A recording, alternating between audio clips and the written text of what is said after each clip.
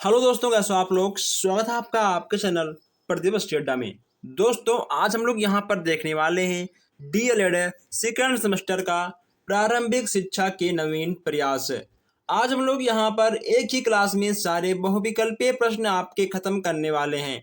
मैं आपको बता दूं कि अगर आप पूरी ईमानदारी के साथ हर एक एक क्वेश्चंस अच्छे से देखते हो तो कहीं ना कहीं आपका एक भी नंबर नहीं कटेगा।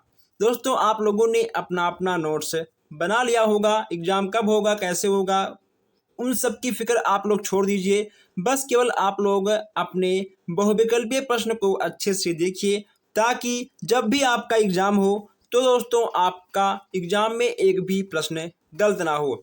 अगर आप नए हो तो आप प्लीज़ चैनल को सब्सक्राइब कर लीजिए, ताकि कोई भी क्लास, कोई भी अपडेट, वह पीएनपी का हो या सीआरटी का हो, आपसे मिस ना हो।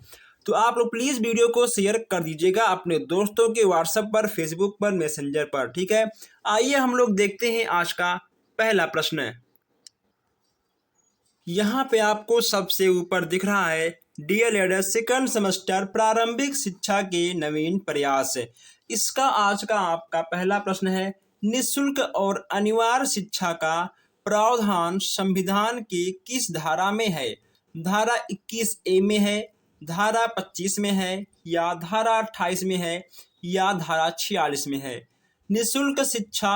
और निःशुल्क शिक्षा और अनिवार्य शिक्षा का प्रावधान के बारे में आपसे यहाँ पर बात किया जा रहा है। अगर हम बात करें आंसर की, इसमें आपका हो जाएगा धारा 21। धारा 21 आपका बिल्कुल सही हो जाएगा। ये क्वेश्चंस आपको अक्सर आपके टेट के एग्जाम में भी देखने को मिल जाते हैं। नेक्स्ट यहाँ पे आपका है, बच्चों के लिए निःशुल्क और अनिवार्य शिक्षा का प्रावधान संविधान के किस धारा में किया गया है। अब यहाँ पे आपको फिर से वही क्वेश्चंस थोड़ा सा चेंज होकर मिला है। ठीक है, क्वेश्चंस आपका वही है, लेकिन थोड़ा सा आपको चेंज मिला है। जब आपके क्वेश्चन चेंज हैं, इसके आंसर भी चेंज हो जाएंगे। अगर हम बात करें इसके आंसर की, कि धारा 21 में होगा, या धारा 45 में होगा, या 28 में होगा, या 46 में होगा। इसमें आपका हो जाएगा धारा 45। ठीक है, धारा 45 आपका बिल्कुल सही हो जाएगा। चलिए आगे बढ़ते हैं। नेक्स्ट यहाँ पे आपका है कि निःशुल्क और अनिवार्य शिक्षा का प्रावधान संविधान के किस धारा में है। धारा 21A में, धारा 45 में, धारा 28 में, या धारा 46 में। इसमें आपका हो जाएगा धारा 45 है। ये तीनों की तीनों प्रश्न आपके अलग अलग हैं, लेकिन आपको देखने में लगेगा क्या कि दोनों सेम है। ठीक है, ये तीनों के तीनों प्रश्न आपके अलग अलग हैं। आप इसको आराम से बैठ कर देखिएगा तो आपको तीनों के तीनों प्रश्न अलग अलग ही समझ में आएंगे। 4 क्वेश्चन यहाँ पे आपका है, निःशुल्क और अनिवार्य बाल शिक्षा अधिकार अधिनियम किस वर्ष से बनाया गया। 2000 में, 2009 में, या 2014 में, या 2015 में। निःशुल्क और अनिवार्य बाल शिक्षा अधिकार अधिनियम के बारे में यहाँ पर आपसे बात किया जा रहा है। इसमें आपका होगा 2009 में। इसमें होगा आपका 2009 में बनाया गया था। नेक्स्ट यहाँ पे आपका है कि जब कोई बालक किसी भी अवस्था में प्राथमिक शिक्षा पूर्ण किए बिना ही विद्यालय छोड़कर चला जाता है तो वह क्या कहलाएगा। आप एक टीचर हो, आप किसी प्राथमिक विद्यालय में अध्यापक हो, और बच्चा, ठीक है, अगर बच्चा पढ़ाई के दौरान, यानी अगर वह स्कूल छोड़ देता है तो वह आपका क्या कहलाएगा। ये चीज़ें यहाँ पे आपसे पूछी जा रही हैं दोस्तों, वह आपका क्या कहलाएगा। ये चीज़ें यहाँ पे आपसे पूछी जा रही हैं। इसमें दोस्तों आपका क्या होगा, इसमें आपका हो जाएगा हास, यानी आपका सा वाला बिल्कुल सही हो जाएगा। ऐसे नए नए क्वेश्चंस आपको मिल जाएंगे, और जो क्वेश्चंस आपको नए लगे आप उस क्वेश्चंस को भी नोट कर लीजिएगा। आइए नेक्स्ट यहाँ पे आपका है कि भारत में ईस्ट इंडिया कंपनी का प्रवेश कब हुआ था। 1611 से 13 में, 1618 से 20 में, 1609 से 11 में, 1600 से 1602 में क्या हुआ था। भारत में ईस्ट इंडिया कंपनी का प्रवेश कब हुआ था, ये यहाँ पे आपसे पूछी जा रही है। इसमें दोस्तों आपका क्या होगा, आपको हर प्रश्नों को अच्छे से पढ़कर तभी उसका जवाब देना है। ताकि कोई भी प्रश्न आपसे गलत ना हो। इसमें आपका हो जाएगा 1611 से 1613, ठीक है। 1611 से 13 में ईस्ट इंडिया कंपनी ने भारत में प्रवेश किया था। जस्ट यहाँ पे आपका है, वुड का घोषणा पत्र किस वर्ष आया? वुड के घोषणा पत्र की बात यहाँ पे की जा रही है 1852, 1853, 1842 या 1854। वुड के घोषणा पत्र की बात की जा रही है, इसमें आपका हो जाएगा 1854, ठीक है। 1854 में वुड का घोषणा पत्र जारी हुआ था। कब? 1854 में। चलिए यहाँ देखते हैं 8वां प्रश्न। 8वां आपका है कि राष्ट्रीय शिक्षा आयोग का गठन कब हुआ था? 1837 से 38, 1857 से 58, 1964 से 66, 1952 से 53। बताइए इनमें आपका क्या होगा? राष्ट्रीय शिक्षा आयोग के गठन की बात की जा रही है, इसमें आपका होगा 1964 से 66, ठीक है। यानी आपका सा वाला बिल्कुल सही हो जाएगा। नेक्स्ट यहाँ पे आपका है, राष्ट्रीय शिक्षा नीति के अनुसार संपूर्ण भारत में निम्नलिखित शैक्षिक संचालन को अपनाए जाने का सुझाव दिया। 10+2+4, 10+2+3, 10+2+2 या 10+1+1। पहले आप ये जान लो ये आपका 10+2+3 क्या है। 10 आपका है हाई स्कूल और 10+2 आपका हो जाएगा इंटर और 10+2+3 आपका हो जाएगा स्नातक, ठीक है। यानी आप हाई स्कूल, इंटर और स्नातक करोगे, यही आपका राष्ट्रीय शिक्षा नीति के अंतर्गत आ जाएगा, ठीक है। यानी आपका बा वाला बिल्कुल सही हो जाएगा। आइए यहाँ देखते हैं क्वेश्चन नंबर 10। राष्ट्रीय शिक्षा नीति 1986 के अंतर्गत प्रारंभिक शिक्षा को अनिवार्य एवं निःशुल्क बनाने हेतु कौन सी योजना लागू हुई? यहाँ पे आपको योजना के बारे में बात करनी है। सर्वोदय विद्यालय, व्यावसायिक शिक्षा या साक्षरता कार्यक्रम, ऑपरेशन ब्लैक बोर्ड। इसमें आपका क्या होगा? अगर हम बात करें आंसर की, इसमें आपका हो जाएगा दा वाला यानी ऑपरेशन ब्लैक बोर्ड। दा वाला आपका बिल्कुल सही हो जाएगा। अब यहाँ हम देखते हैं 11वां प्रश्न। 11वां आपका है कि शिक्षा में अपव्यय तथा अवरोध पर अपना सुझाव दीजिए। सुझाव के बारे में यहाँ पर आपसे कहा गया है। दोस्तों इसमें आपका पहला वाला बिल्कुल सही, ठीक हो जाएगा। यह आपका बहुत ही नया क्वेश्चन है। यह आपका 17 में आया था, 18 में भी आपको देखने को मिला है, तो इस बार भी आपका आ सकता है।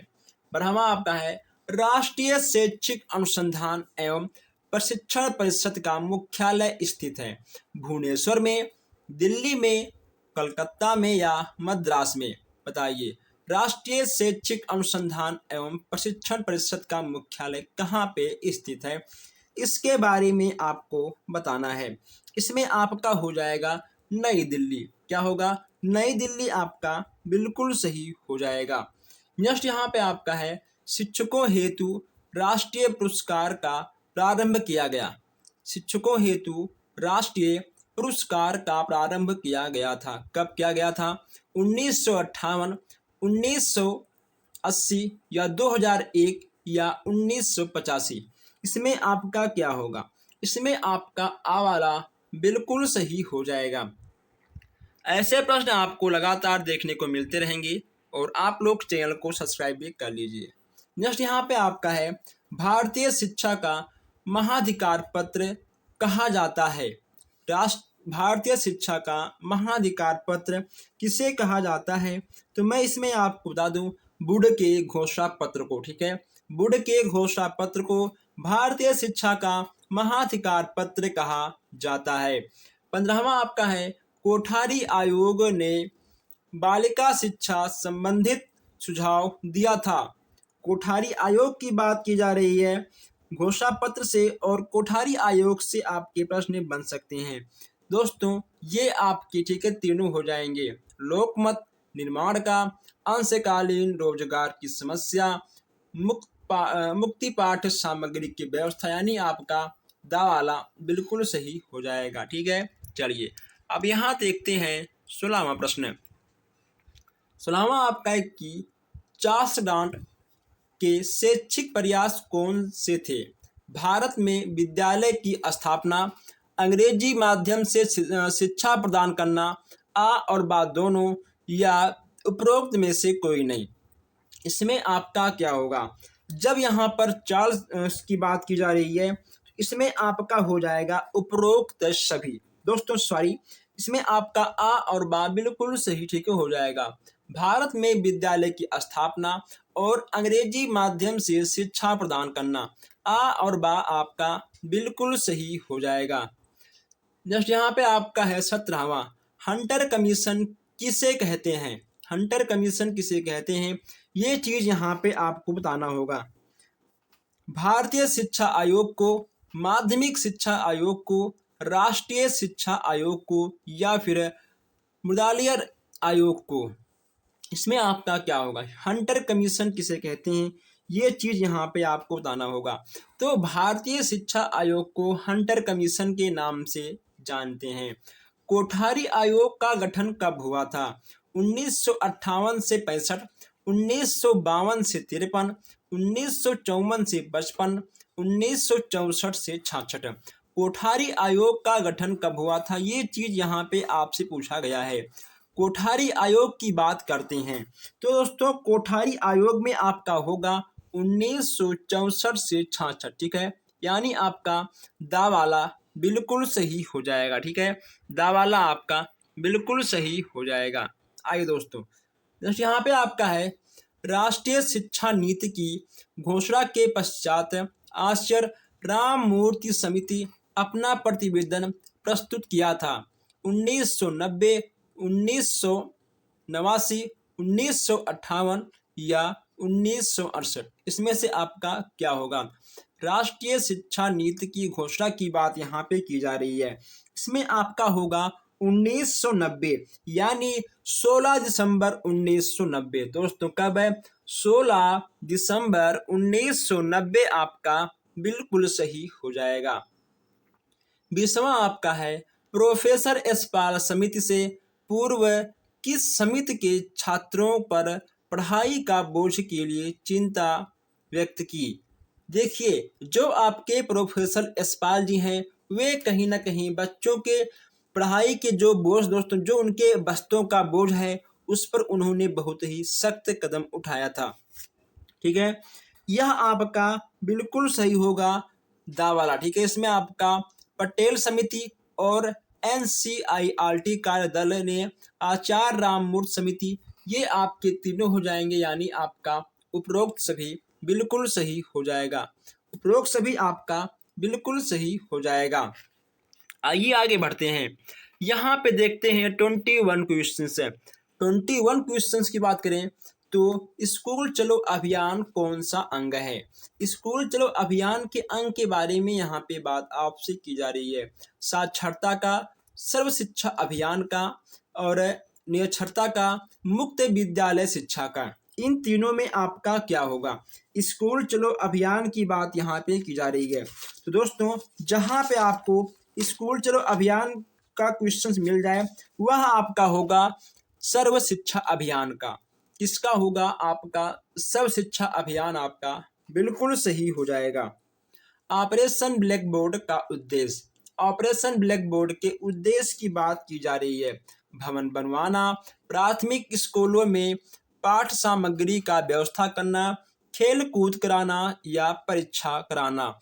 ऑपरेशन ब्लैक बोर्ड का क्या होगा? तो यहाँ पर बहुत ही सिंपल इसका आंसर है, प्राथमिक स्कूलों में पाठ सामग्री का व्यवस्था कराना।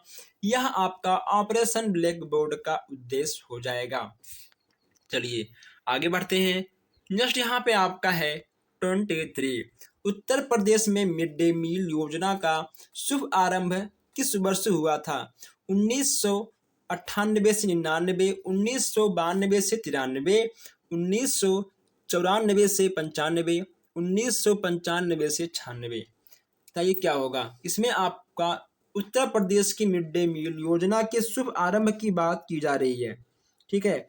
इसमें आपका होगा 1995 से 96, 1995 से 96, यानी आपका दा वाला बिल्कुल सही हो जाएगा।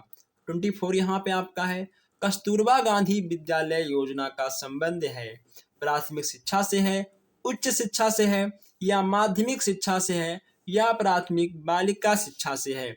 कस्तूरबा गांधी विद्यालय योजना की बात यहाँ पे आपसे की जा रही है। यह आपका हो जाएगा, देखिए कस्तूरबा गांधी जहाँ पे आपका आ जाएगा वहाँ आपका बालिका शिक्षा आएगा, ठीक है, वहाँ आपका प्रारंभिक बालिका शिक्षा ही आएगा। चलिए आगे बढ़ते हैं। नेक्स्ट यहाँ पे आपका है कि सर्व शिक्षा अभियान किस आयु वर्ग से संबंधित है? 4 से 9, 4 से 12, 6 से 13 या 6 से 14। सर्व शिक्षा अभियान किस आयु के वर्ग से संबंधित है, ये बात यहाँ पे आपसे की जा रही है, ठीक है। इसमें आपका होगा 6 से 14, 6 से 14 आपका सर्व शिक्षा अभियान के अंतर्गत आएगा। दोस्तों यहाँ पर हम लोगों ने 25 प्रश्न कर लिए हैं, लेकिन अभी आप लोगों ने वीडियो को शेयर नहीं किया है, ठीक है। आप जरूर इस क्लास को अपने दोस्तों तक शेयर करें, और जो हमारे भाई बहन नए हैं वो लोग चैनल को सब्सक्राइब भी करें। आइए नेक्स्ट यहाँ पे आपका है कि 1 मिनट, राष्ट्रीय साक्षरता मिशन की स्थापना हुई थी। राष्ट्रीय साक्षरता मिशन की स्थापना आपका कब हुआ था? 1950 में, 1988 में, या 1948 में, या 2000 में।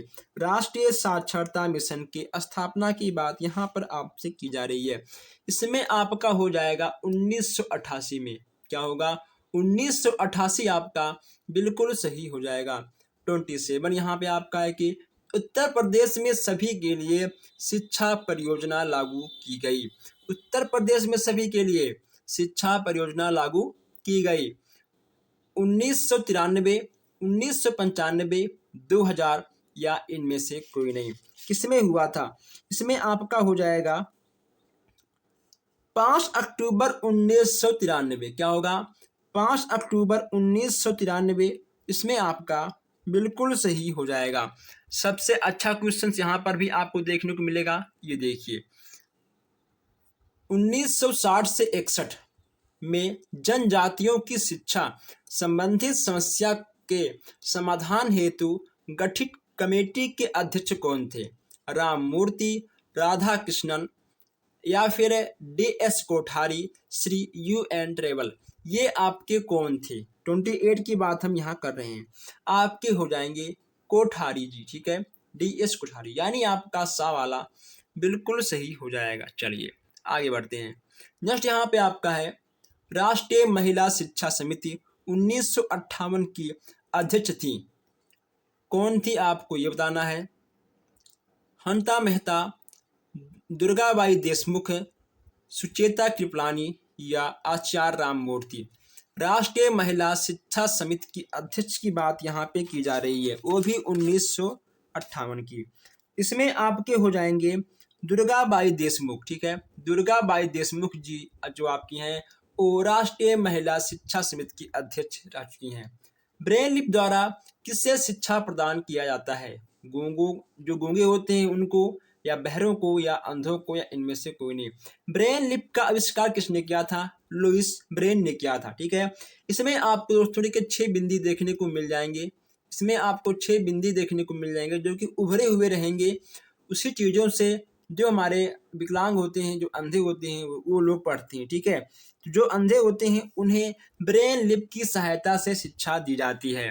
किसकी सहायता से? ब्रेल लिपि की सहायता से शिक्षा दी जाती है। अब यहाँ देखते हैं 31 प्रश्न।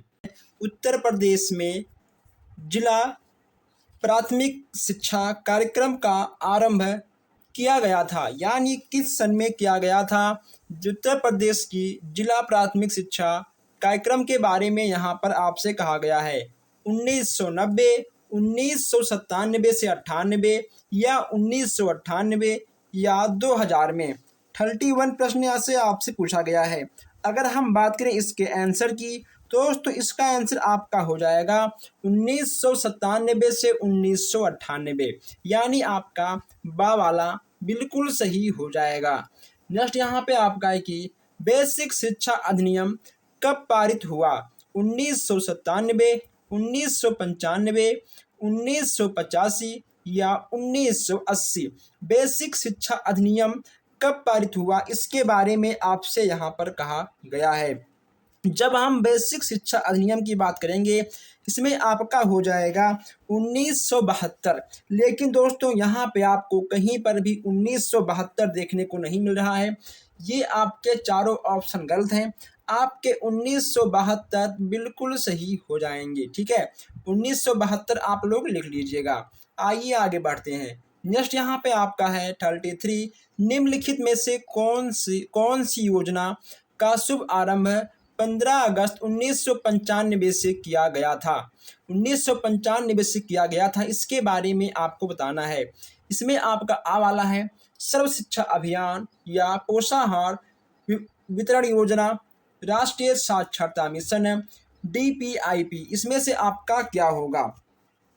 इसमें आपसे पूछा गया है 15 अगस्त 1995 को किस योजना का आरंभ हुआ था। अगर हम दोस्तों इसके योजना के बारे में बात करें तो इसमें आपका हो जाएगा पोषाहार वितरण योजना, यानी आपका बा वाला बिल्कुल सही हो जाएगा, ठीक है। इसमें आपका बा वाला बिल्कुल सही हो जाएगा। ऑपरेशन ब्लैक बोर्ड कब आरंभ हुआ था? 1964 से 65, 1987 से 88, 1995 से 96, 2001 से 2 तक। ऑपरेशन ब्लैक बोर्ड कब आरंभ किया गया था, इसके बारे में आपसे पूछा गया है। इसमें आपका हो जाएगा 1987 से 88, ठीक है। यानी आपका बा वाला बिल्कुल सही हो जाएगा। सबसे अच्छा क्वेश्चन यहाँ पे है, स्कूल चलो अभियान में किस कक्षा तक के बच्चों को आकर्षित करने की योजना बनाई गई थी?